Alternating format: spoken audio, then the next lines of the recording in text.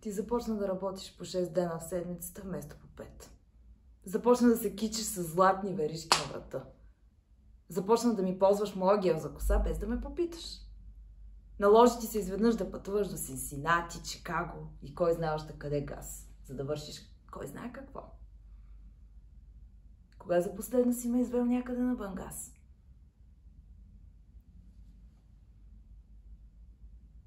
Всъщност аз съм жертвата. До това заключение стигнах.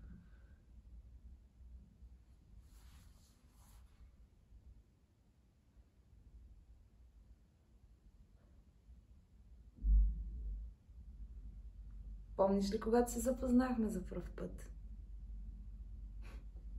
Как аз исках да стана певица и танцорка? Сещаш ли се? Тогава всички ми казваха, че имам талант, Газ. Аз не си го измислям.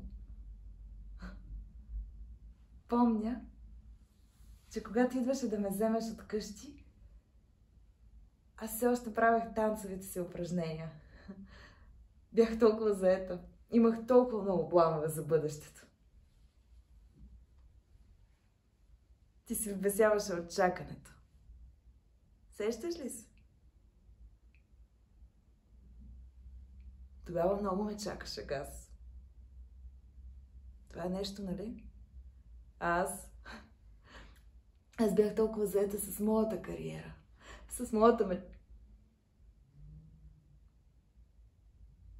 И така. Какво стана? Омъжих се. Родих дете. И 6 години по-късно мъжът ми си има свой собствен живот.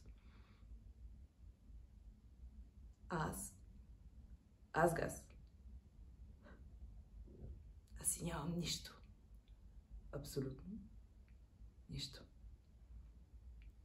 Край. Това е краят.